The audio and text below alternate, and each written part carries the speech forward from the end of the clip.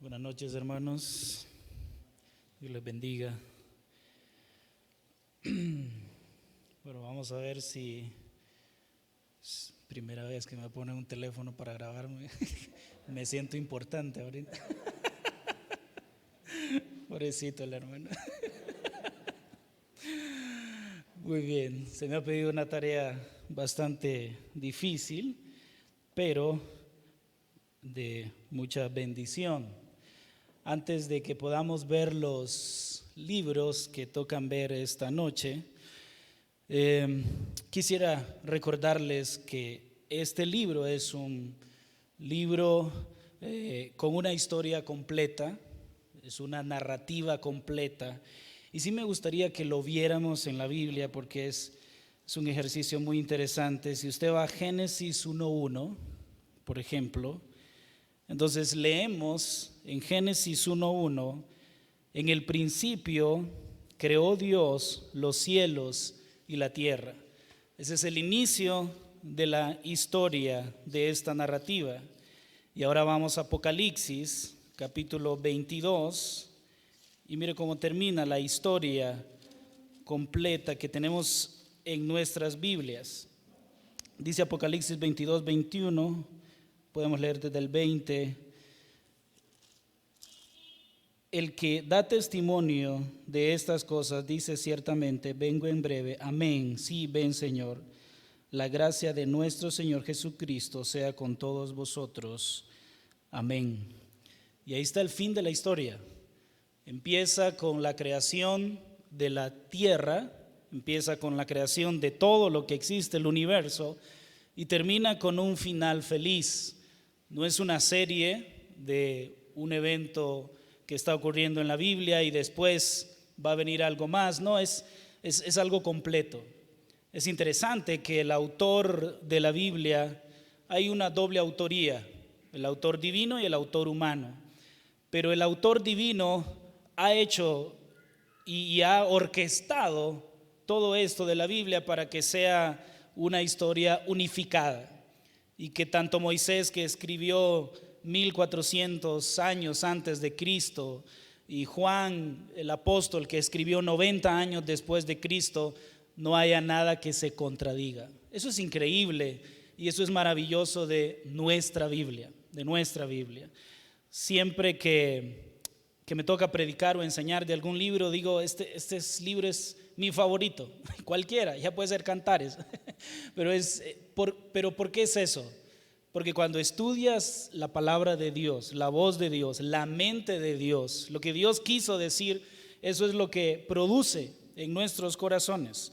Eso es lo que produce en nuestros corazones, escuchar a Dios. Y cualquier libro de Génesis, Apocalipsis es hermoso, es bello, porque es la voz de Dios ahí.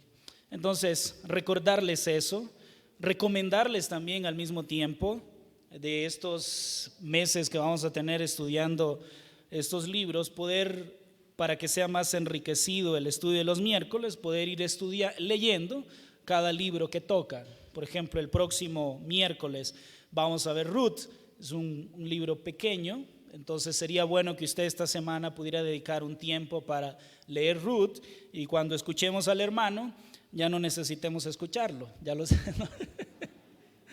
No, cuando escuchemos al hermano podamos ser más bendecidos, ¿verdad? Entonces, ánimo con eso. Muy bien, otra cosita que les quería decir es, ya pasando al Antiguo Testamento, es la importancia de estudiar el Antiguo Testamento.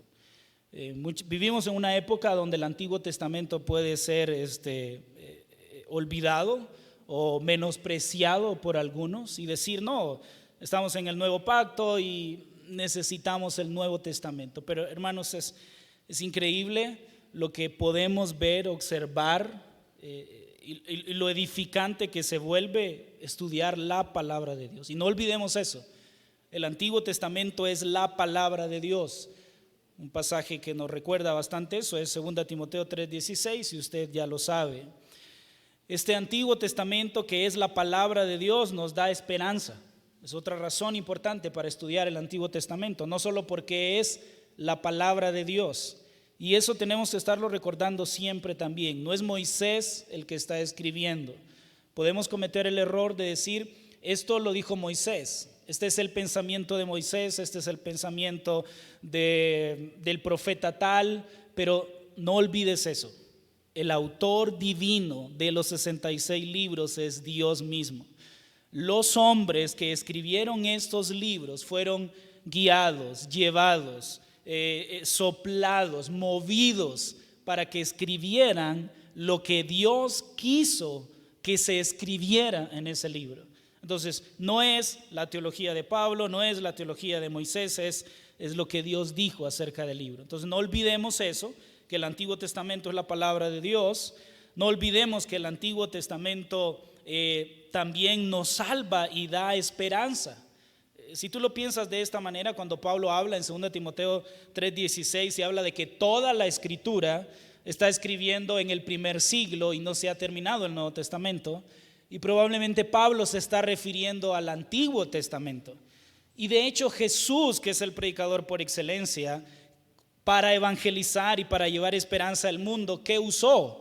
El Antiguo Testamento. No había ningún escrito del Nuevo Testamento, y lo que Jesús usó para predicar el evangelio y para llevar esperanza al mundo fue el Antiguo Testamento. Así que el Antiguo Testamento es la palabra de Dios. El Antiguo Testamento da esperanza y salvación. El Antiguo Testamento también santifica y nos prepara para hacer su obra. El Antiguo Testamento también revela a Dios, y de una forma podría decirlo más profundo que el Nuevo Testamento. Cuando tú estudias los atributos de Dios, vas a estar lleno de pasajes del Antiguo Testamento. Y el estudio de los atributos de Dios en un porcentaje mayor proviene del Antiguo Testamento. Entonces, eso debería de darnos a nosotros el aliento para estudiar, para leer un poquito más el Antiguo Testamento. Muy bien, habiendo dicho eso, vamos a empezar con el primer libro, el libro de Génesis. Este libro, que su título del hebreo viene de la primera palabra hebrea que sale en el libro. De hecho, Génesis, Éxodo, Levítico y creo que Deuteronomio, en sección de números, es la primera palabra en el hebreo. Entonces, el título de Génesis sería Bereshit, en el principio. Y ese era el título que tenía para los judíos. Para los judíos, ese era el título que tenía el libro de Génesis. Nosotros llamamos al libro de Bereshit como Génesis porque en el castellano se tradujo el título o se extrae el título de la Septuaginta. Y la Septuaginta, que es una versión del idioma griego, una traducción del idioma del hebreo al griego, no tituló a los libros de la misma manera que lo hicieron los judíos, sino que lo hizo por temas. Entonces, en el caso de Génesis, o se iban más así por el tema en la mayoría de los libros. En el caso de Génesis se llama principios, que eso significa la palabra griega Génesis, principio, comienzos, porque de hecho ese es el énfasis de Génesis. Es el comienzo de todo, el principio de la creación, el principio de la familia, el principio del pueblo de Israel, el principio de todo lo que existe en la humanidad. Y por eso la Septuaginta probablemente le puso Génesis, o el principio, origen o la fuente. ¿Cuándo se escribió? Génesis se escribió igual que todos los libros del Pentateuco, en el siglo XV a.C., 1445 a 1407.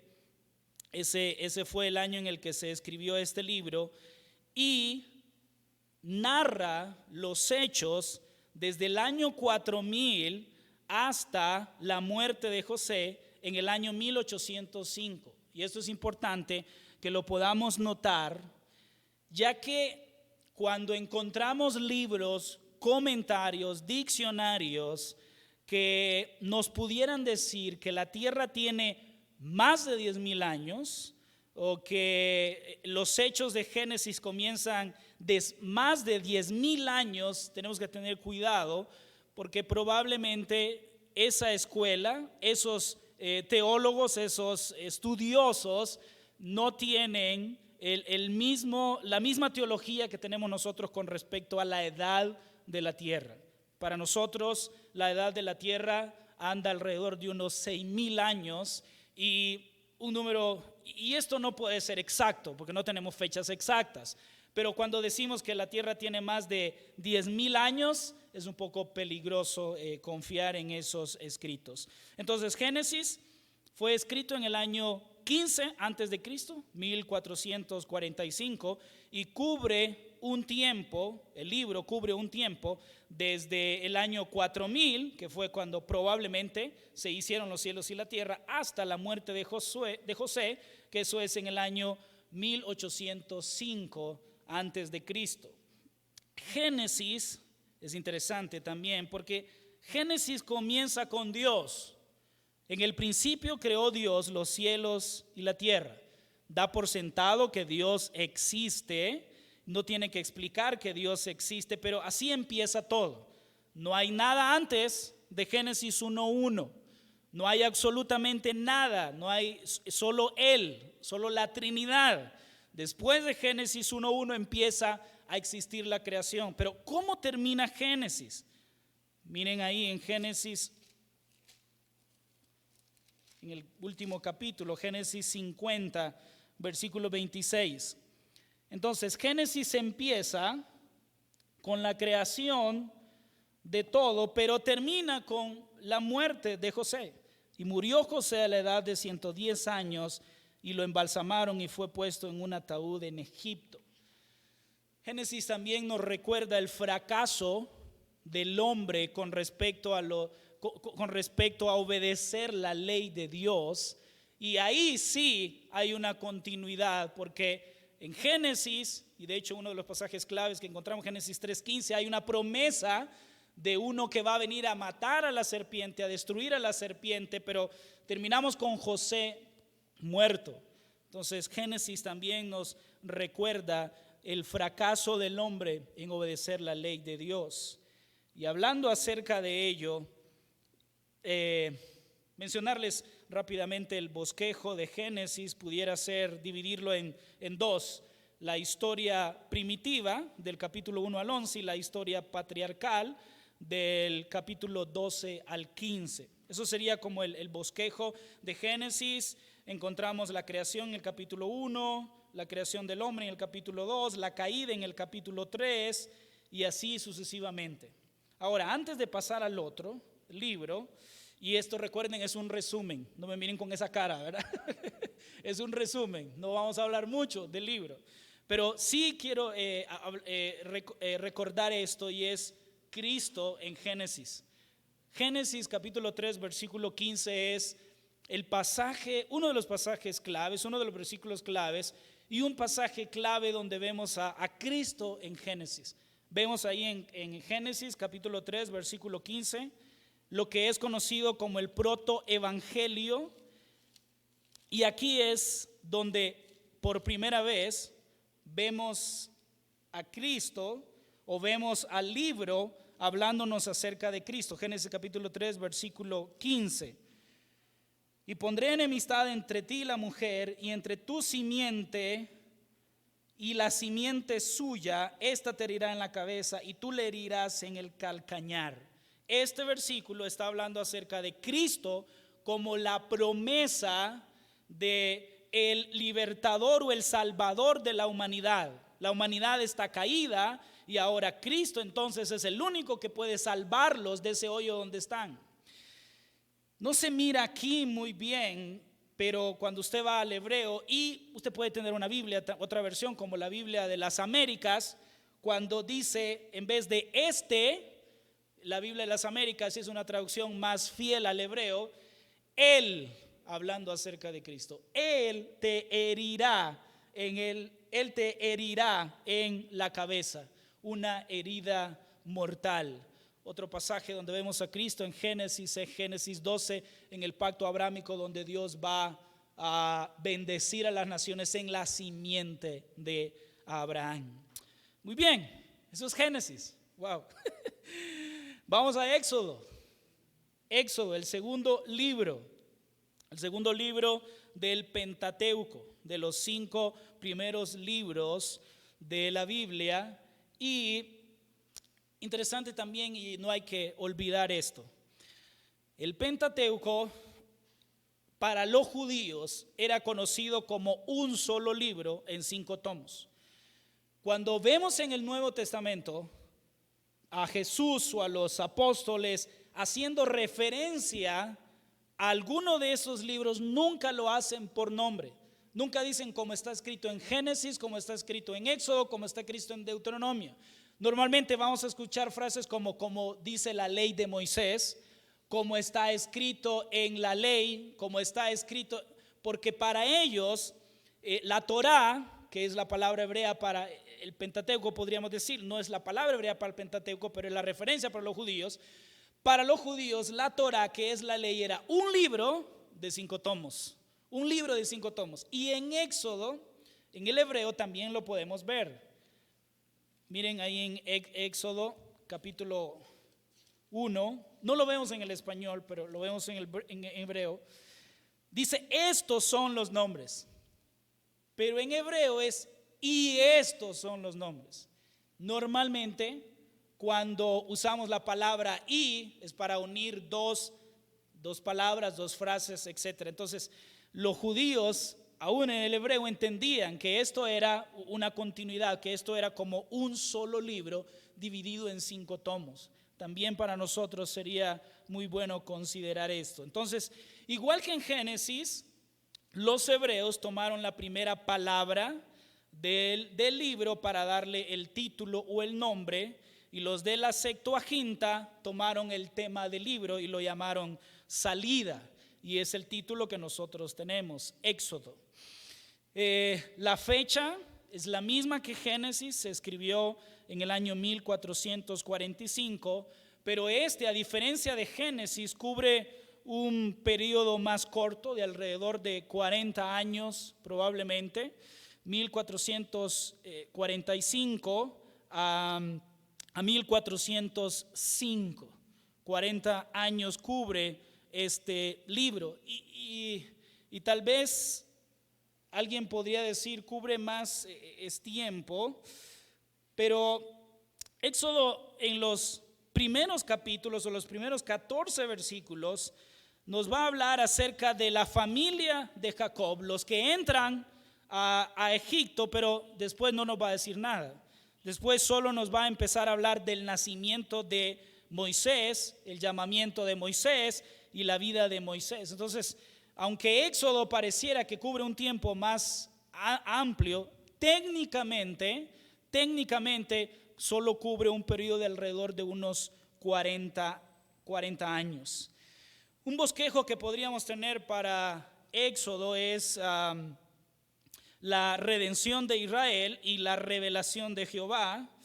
Esos serían los 2 puntos mayores, o algunos usan lo geográfico para dividir a Éxodo. Entonces ellos dicen Israel en Egipto del 1 al 13, Israel en el desierto del 14 al 18, Israel en el Sinaí.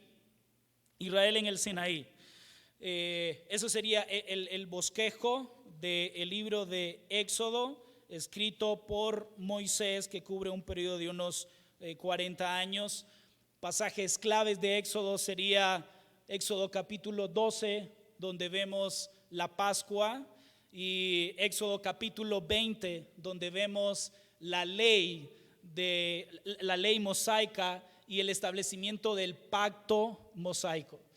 En Génesis encontramos la promesa en Génesis 3:15 y Génesis 12:15 y otras ampliaciones del pacto y otras repeticiones del pacto abrahámico, pero en Éxodo encontramos el establecimiento del pacto con una ley.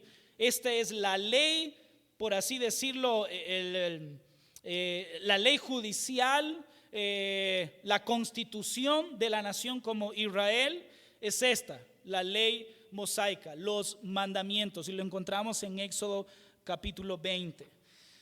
Encontramos a Cristo ahí mismo en el capítulo 12, que es la Pascua, y es es como está apuntando a nuestro Cordero Pascual. Y es una imagen vívida, maravillosa, recordarnos que la Pascua para Israel se convirtió en el nuevo pacto para nosotros en la Santa Cena. Y cada vez que hacemos la Santa Cena, Israel recordaba en la Pascua la liberación de Egipto, pero nosotros en la Santa Cena recordamos una liberación espiritual que el Señor Cristo ha hecho por nosotros. Israel tenía un libertador que era Moisés, pero nosotros tenemos un mayor libertador que se llama Jesucristo. Eso es maravilloso, eso es maravilloso. Entonces Éxodo describe la redención del pueblo de Dios y la formación de la nación escogida a través de la cual entraría Cristo en el mundo. Entonces la ley es la que prepara a Israel como una nación con leyes para recibir a Cristo, su prometido Mesías y su Rey. Eso es Éxodo. Levítico ahora. Vamos bien, ¿verdad, hermano? No se están durmiendo. Vamos bien, vamos bien. Levítico. Este es un libro hermoso también, otra vez. En el hebreo se toma la primera palabra del libro y otra vez, como en Éxodo, la palabra ahí está ahí. Y él llamó, ese sería en el hebreo el título para él. Y la Septuaginta lo llamó Levítico, que tiene que ver con los asuntos de los levitas. Los asuntos de los levitas. Para el judío, este libro es el libro más importante de la Biblia. Para el judío. Es el centro de la ley de Moisés. Es el centro de la ley de Moisés. Ahí está especificada, ampliada la ley de Moisés, los 10 mandamientos. Entonces un judío ve Levítico y para ellos sería el mejor libro. Igual que Génesis, Éxodo, esto se escribió en el año 1445, 1405 después de Cristo. Y a diferencia de Éxodo y a diferencia de Génesis, solo cubre un periodo de 30 días. Un periodo de 30 días. Moisés entonces es el autor. El contexto de este libro pues es Moisés, el pueblo de Israel ha salido de la esclavitud. Moisés ha subido al monte Sinaí, han hecho el pacto, pero ahora el Señor va a darle a Moisés la ley que ellos tenían que estar siguiendo. Es interesante notar aquí en algunos pasajes lo triste de la realidad en los libros históricos como Reyes, Crónicas y los demás, porque aquí habían muchas leyes donde el pueblo de Israel tenía que cumplir y celebrar estas leyes, estas fiestas, pero vemos en los libros históricos que Israel no cumplió estas fiestas. Ningún rey trató de llevarla a cabo, específicamente la del año sabático y la del jubileo. Y es triste porque esa realidad se vuelve también a veces para nosotros. Si obedecemos la ley, si cumplimos la ley en el sentido, en el espíritu de la ley, disfrutamos de sus beneficios. Obviamente la ley nos salva, el cumplimiento de la ley nos salva. Y los judíos lo tenían entendido eso. Un verdadero judío tenía entendido eso. Muchas veces nosotros pensamos que los judíos pensaban que obedecer la ley les llevaba a la salvación. No, un verdadero judío entendía la ley y sabía que la ley no lo iba a salvar. Y lo vemos con David, lo vemos con Abraham, lo vemos con los profetas que entendieron exactamente cuál era el fin de la ley. Pero vemos tristemente en estos libros históricos a estos reyes y a esta nación desobedeciendo la ley y privándose a ellos de las bendiciones de poder obedecer la ley. Ahora, ¿cómo podemos ver a Cristo en Levítico? Pues Él es el sumo sacerdote y Él es la ofrenda perfecta. Todos los sacrificios, todas las ofrendas que están registradas en Levíticos, todas ellas apuntan a Cristo. Todas ellas nos recuerdan que nosotros no podemos. Los levitas tenían que estar haciendo ofrenda tras ofrenda, pero llega Cristo y es una ofrenda perfecta, suficiente para aplacar la ira del Señor. Y alabamos al Señor por nuestro sumo sacerdote, y alabamos al Señor también por esa ofrenda suficiente para la redención de nuestra alma y nuestra vida. No sé si les dije, el bosquejo que podemos tener en Levítico es un poco sencillo. Levítico tiene la idea de ayudar a los judíos de tener una relación, una comunión con Dios. Entonces, este es el camino que un judío debía de hacer para poder tener una relación con su Dios. Si no hacen esto, no pueden tener esta relación. Y el libro entonces se va a dividir en los capítulos 1 al 17, el camino hacia Dios, y en los capítulos 18 al 27, el caminar con Dios. Otros también lo dividen en tres partes: sacrificios en el capítulo 1:7, sacerdocio en el 8:10 y santidad en el 11 al 27. ¿Quieres tener un libro que te motive a la santidad? Este es el libro. Este es el libro que debes de leer. Mira, yo sé que es un poco difícil y complicado a veces leer este libro, pero leerlo como un devocional, no leerlo porque tengo que cubrir una tarea, que eso sería hasta un pecado, creo yo. No leerlo como, es que estoy leyendo la Biblia al año y me toca esta parte. O sea, sentarte, leerlo y que sea Dios hablándote a través de él. Hermano, tú terminas de leerlo y terminas, yo quiero ser santo porque el Señor es santo. A veces mi esposa me asusta porque ella cuando lee la Biblia, y ella lee más la Biblia que yo, pero a veces, y antier estaba leyendo la Biblia y regresó al cuarto y estaba medio llorando. Y yo dije, ¿y ahora qué hice? ¿Por qué me estaba llorando? ¿Y qué te pasa? No, nada. Y en mi mente, ¿qué ahora qué puedo hacer? Y siempre me inspira a leerla como la lee ella, porque así debemos de leer la Biblia, como que es la voz de Dios hablando a nuestros corazones. ¿No creen eso, hermanos?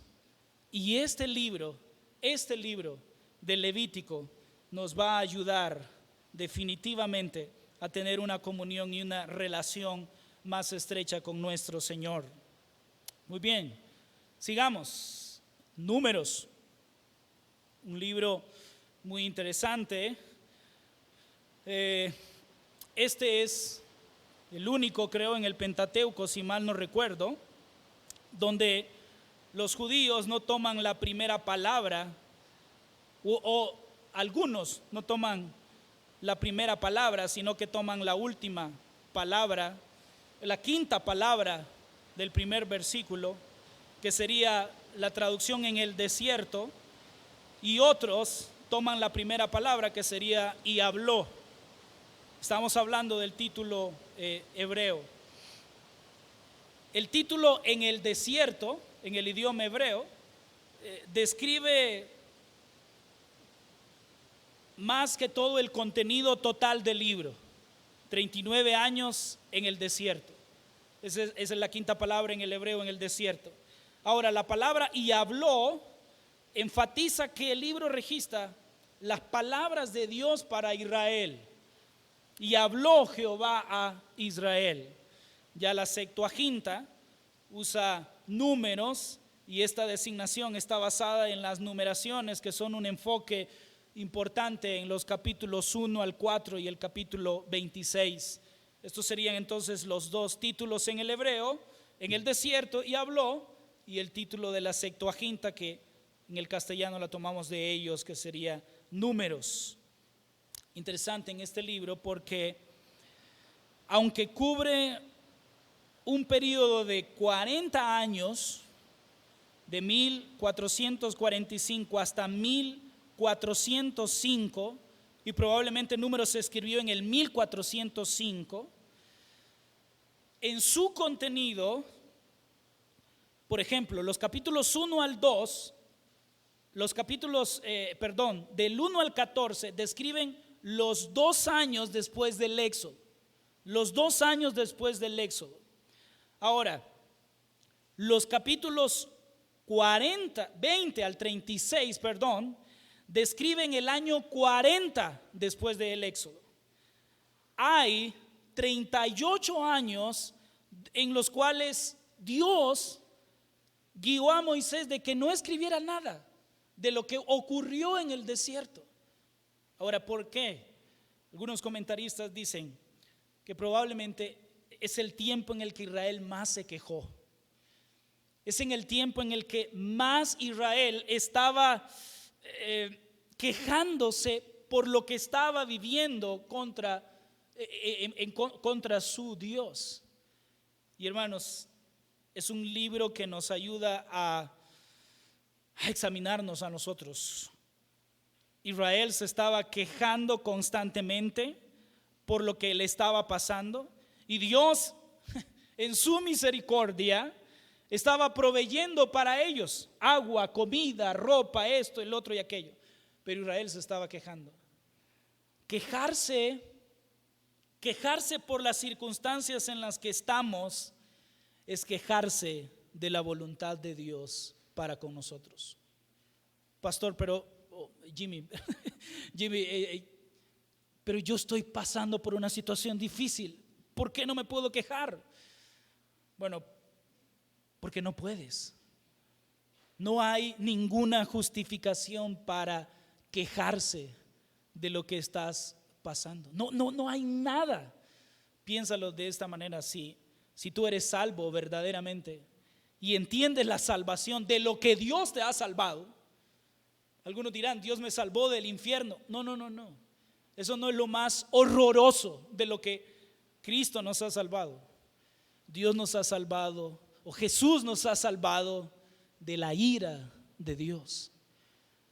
Y si en esta tierra tengo que pasar por dificultades, que no las pasamos en cierta manera por periodos largos, hermanos, no es nada comparado con lo que viviremos por la eternidad. Así que no puedo quejarme. Y era un pecado que Israel estaba cometiendo constantemente en Israel. Y el libro de Números es vívido en ese sentido. 38 años donde no se sabe exactamente qué fue lo que ellos hicieron. ¿Por qué? Porque no valía la pena escribir tanta queja y tanto pecado del pueblo de Israel. Agradezcamos a Dios, hermanos, por lo que recibimos, por lo que tenemos. Sea lo que sea. Ahora, ¿cómo podemos dividir Números? Lo podemos dividir de 2 maneras. Un bosquejo podría ser la primera generación en el desierto, en el capítulo 1, capítulo 1 al 25, y la segunda generación en los campos de Moab, en el capítulo 26 al 36. También podría ser de esta manera, dividirlo en 3: preparación de la antigua generación, fracaso de la antigua generación y preparación de la nueva generación. Y un último bosquejo podría ser Sinaí, capítulos 1 al 10, desierto, capítulos 10 al 22, y Moab, capítulos 22 al 36. Ahora, Cristo en Números. El Nuevo Testamento es la fuente para poder entender la presencia de Cristo en Números. ¿Se recuerdan ustedes cuando el pueblo de Israel cometió pecado contra los líderes, contra Dios mismo, los mismos hermanos de Moisés, y estaba muriendo una gente? Números 21:4 dice que Moisés construyó la serpiente de bronce, y Juan capítulo 3 versículo 14 dice: y como Moisés levantó la serpiente en el desierto, así es necesario que el Hijo del Hombre sea levantado. Vemos ahí entonces en ese pasaje apuntándonos hacia Cristo. Vemos en el maná que cae en el desierto, Juan diciendo en Juan 6:31 que Cristo es el pan de vida. Y vemos también a Pablo en 1 Corintios 10:4 hablando de que la roca espiritual que seguía, y la roca era Cristo, y la roca que dio agua al pueblo de Israel en el desierto. Deuteronomio Deuteronomio. Este es el libro más citado en el Nuevo Testamento. Recuerden, en el Nuevo Testamento cuando citan a los libros del Pentateuco no dicen como dice Deuteronomio, ellos dicen como dice la ley, pero la referencia normalmente en la mayoría de los casos va dirigida hacia Deuteronomio. Ahora, ¿por qué otra ley? ¿Por qué otra vez si ya la tenemos? Probablemente es porque necesitamos volverlo a escuchar cada vez. Porque es necesario estar recordando cada vez lo que dice la Escritura. De hecho, ese es el trabajo de los profetas. Iban y exhortaban al pueblo de Israel conforme a la ley y le recordaban la ley. Ahora, tenemos aquí, este no cubre un periodo largo de tiempo, este es un sermón este es un sermón que abarca probablemente un mes en Moab y fue escrito probablemente en 1405 antes de Cristo. Moisés es el autor de este libro y hay una como lucha aquí, pero ¿cómo pudo escribir su muerte? Si es Moisés, no, este no es Moisés, dicen algunos. Bueno, podríamos decir que Dios le dijo de antemano exactamente cómo sería su muerte y él la escribió como una profecía que puede ocurrir, o Josué la agregó al final. Pueden existir esas dos opciones, ya que encontramos la muerte de Moisés al final del libro, y si decimos que Moisés es el autor de Deuteronomio, ¿cómo es posible que él estando muerto haya escrito esa parte? Bueno, están esas dos opciones. Te lo repito, Dios le dijo de antemano cómo sería exactamente su muerte, entonces Moisés la escribió como una profecía, recuérdense que él también era un profeta, o Josué, que es su sucesor, fue el que la agregó al final del libro. El bosquejo de Deuteronomio lo podemos hacer de la siguiente manera. El primer discurso de Moisés en el capítulo 1 al 4, el segundo discurso de Moisés. En el primer discurso resume la ley de Israel a la nueva generación. En el segundo discurso, en el capítulo 5 al 28, enseña la ley a la nueva generación. En el tercer discurso de Moisés advierte de las bendiciones, maldiciones y les da otro pacto. En el capítulo 29 al 30 y en el capítulo 31 al 34 son los acontecimientos finales y últimos consejos de bendición antes de morir. Cristo en Deuteronomio habla claramente acerca de la venida de un nuevo profeta similar a Moisés. Deuteronomio 18:15. Profeta de en medio de ti, de tus hermanos como yo, te levantará Jehová tu Dios, a él oirás. Y Moisés ilustra un tipo de Cristo en diversos aspectos. Ambos salvaron sus vidas siendo bebés y ambos actuaron como sacerdote, profeta y líder de Israel. De hecho, hay un pasaje en Deuteronomio que pareciera que está hablando de Moisés como el rey de Israel. Y es Cristo, Moisés un tipo de Cristo, ya que él es profeta, pastor y también es rey. Josué es el otro libro que tenemos que ver este día. Y terminamos entonces así con el Pentateuco, terminamos aquí con la Torá, con la ley de Moisés, estos 5 libros que cubren el periodo más extenso de la Biblia comparado con los demás libros. El pueblo de Israel, Dios ya ha purificado de alguna manera a los que salieron de Egipto y aquella primera generación que pecó contra Dios y por ese pecado no pudieron entrar a la tierra prometida. El Señor ha levantado un nuevo líder para que sea el que los guíe, para que sea el que los dirige, y el escogido es Josué, el sucesor de Moisés. Entonces ellos ahora van a cruzar el río de Jordán. El Pentateuco con Moisés termina al otro lado del Jordán, en los montes de Moab. Ahí termina el Pentateuco y ahora empieza una nueva narrativa, por así decirlo, en la tierra prometida, donde Josué ahora tiene que conquistar esa tierra prometida, aunque había sido dada por Dios, pero había sido habitada por otros pueblos. Entonces el pueblo de Israel ahora tiene que llegar a ese lugar, pelear contra estos pueblos y conquistarlos. Josué, en el título hebreo, es la palabra Yeshua, que esa palabra significa Jehová es salvación, y Josué es igual al nombre de Jesús en griego. Entonces de ahí viene el título en la Septuaginta, que es de donde en el castellano tomamos también el título. La fecha de los hechos de Josué es desde la muerte de Moisés en el año 1405 después de Cristo hasta la muerte de los ancianos asociados con Josué en 1375 antes de Cristo. El manuscrito probablemente pudo haberse escrito por esas fechas. ¿Quién es el autor? Ya dijimos, Josué.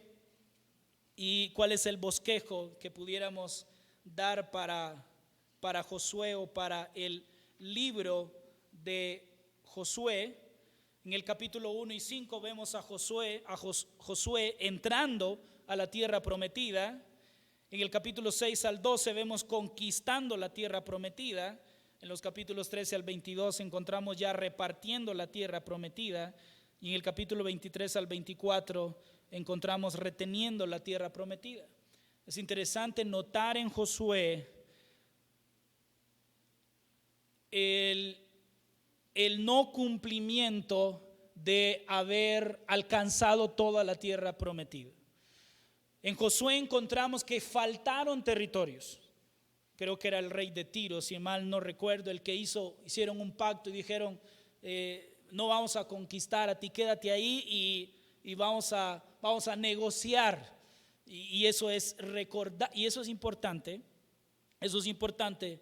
porque en Samuel vamos a ver el pacto davídico, y el pacto davídico tiene un cumplimiento juntamente con el pacto palestino en el reino milenial.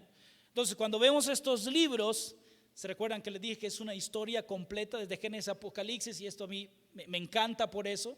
Y qué bueno que estamos viendo todos los libros, los vamos a ver, porque vamos a ver que todo encaja. Y pensamos, Josué es una historia de matanza, ¿cómo le voy a leer este libro a mis niños? No, vamos a saltar este libro, pero es importante, es la palabra de Dios, recuérdenlo, es el autor de Dios dejando esto registrado ahí para nuestro beneficio. Entonces tenemos aquí al pueblo de Israel con un mandato, ir y conquistar la tierra, y tenemos al pueblo de Israel no terminando la tarea completa que Dios le había establecido. Y creo que aquí,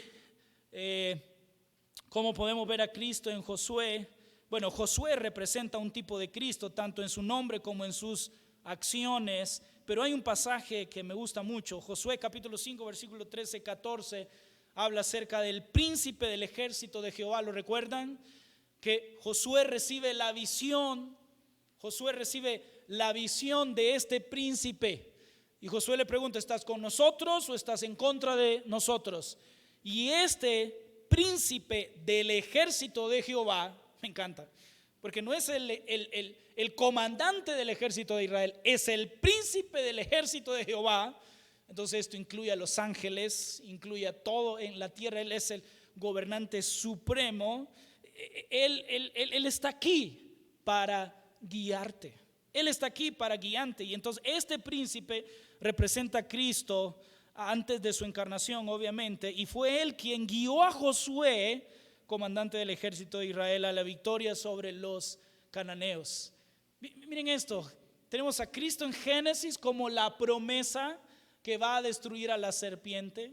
Tendremos a Cristo en Éxodo como el libertador de nuestra esclavitud al pecado, y obviamente Él es él es el que se encuentra con Moisés en la zarza.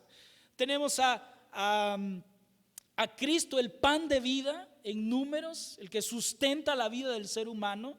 Tenemos al profeta en el libro de Deuteronomios, tenemos al sumo sacerdote en el libro de Levíticos, y tenemos al príncipe de los ejércitos en el libro de Josué.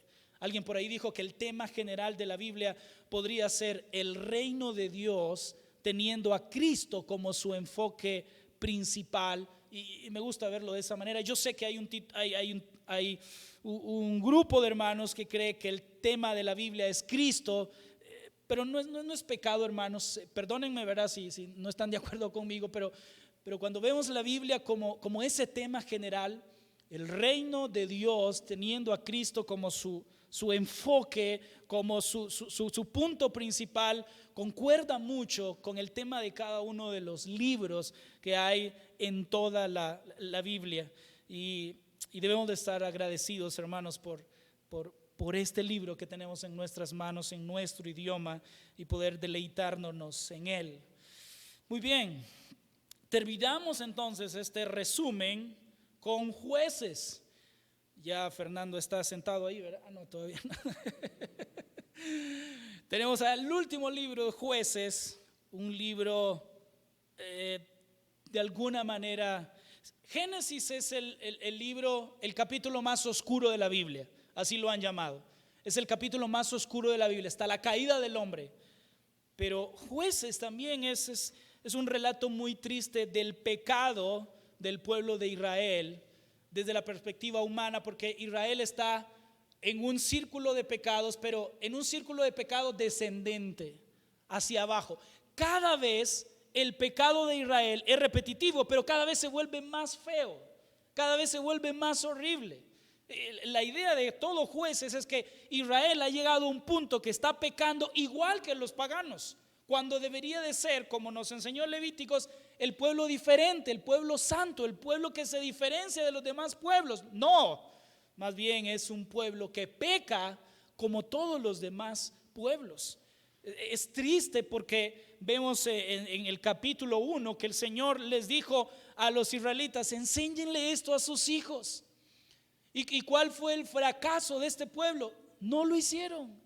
Es triste cuando llegamos al capítulo 1 y capítulo 2 y los israelitas dicen: no conocemos a Jehová, no conocemos lo que Jehová hizo, no sabemos qué fue. ¿Cómo es posible que no sepan de Jehová, que no conozcan a Jehová, que no tengan una relación con Jehová? ¿Cómo es posible eso? Los hombres, los encargados de enseñar la ley, no lo hicieron. No lo hicieron. Y yo voy a suponer que los hombres que están aquí lo están haciendo. Pero si hay alguno de ustedes, hombre casado con hijos, que no estás enseñando el evangelio a tu hijo, no pienses que lo van a hacer en la escuela dominical. Lo van a hacer obviamente ahí, pero no es la responsabilidad de ellos hacerlo, es tu responsabilidad como hombre y como líder de la casa. Y a veces nosotros cometemos ese pecado también. Como hombres dejamos esa responsabilidad a las esposas, a la iglesia, a la escuela dominical. No, es mi responsabilidad como hombre poder enseñarle el evangelio a mis hijos para que ellos. No está en mí obviamente la salvación de mis hijos, pero está en mí cumplir la responsabilidad de enseñarle el evangelio, y lo demás el Señor lo va a hacer, y confío que el evangelio va a ser luz para sus ojos.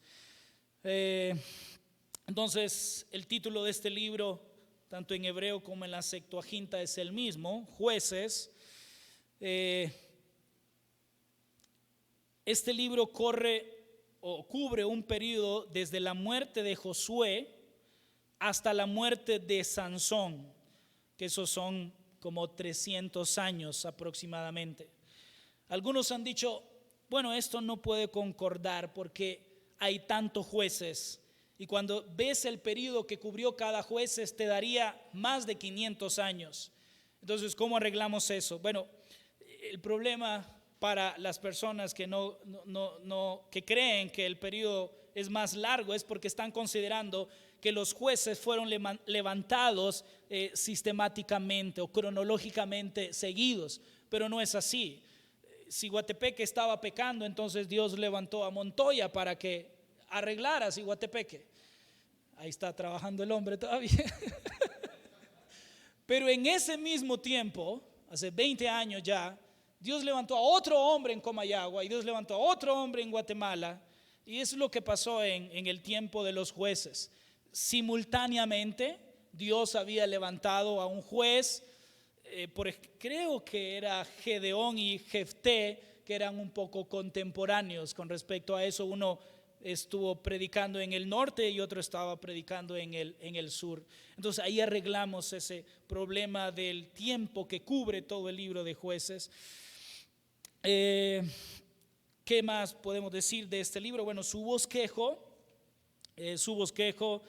podemos dividirlo en la obediencia incompleta, capítulo 1 y capítulo 2 de Jueces, la historia de los jueces, capítulo 3 al 16, y la apostasía de los jueces en el capítulo 17 al 21. Y yo sé que lo están esperando. Cristo en Jueces, claro.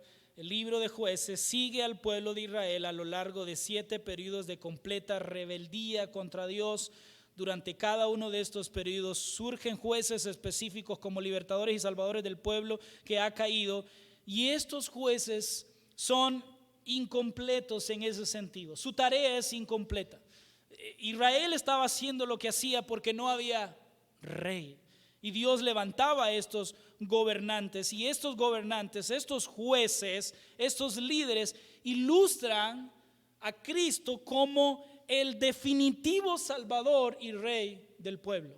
Él es el único que puede traer paz. Él es el príncipe de la paz, es el único que puede traer paz a nuestra humanidad, a nuestra vida, y es el único que la va a traer realmente. Ningún hombre puede hacerlo, y ningún hombre tiene la capacidad de hacerlo hasta que Cristo venga, los cielos nuevos y la tierra nueva puedan darnos la bienvenida y vivir con nuestro Rey para siempre. Y anhelamos ese tiempo, anhelamos ese momento. Vamos a orar, hermanos, para terminar este resumen. Recuérdenlo, fue un resumen de todos estos libros, y damos gracias, Señor, por tu palabra. Señor, es humillante en una manera presentarnos ante ella con un corazón como el nuestro, un corazón inclinado a la maldad. Y es gratificante ver también a un Dios misericordioso. Señor, gracias por tu misericordia. La podemos ver en cada libro. La podemos ver en Números, que a pesar de que el pueblo se está quejando, tú los estás protegiendo. La podemos ver en Jueces, que el pueblo está pecando y pecando, pero Señor, vemos al Dios misericordioso, que no importa las veces que caigamos, no importa las veces que pequemos, tu misericordia es tan grande que siempre estás ahí para levantarnos. Qué gran Dios el que tenemos. Señor, te adoramos, te alabamos y te bendecimos. Te damos a ti la gloria y la honra por los siglos de los siglos. Gracias por salvarnos.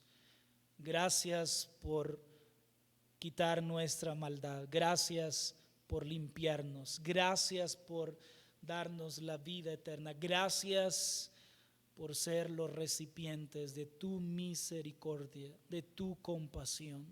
Señor, muchas gracias. Amén.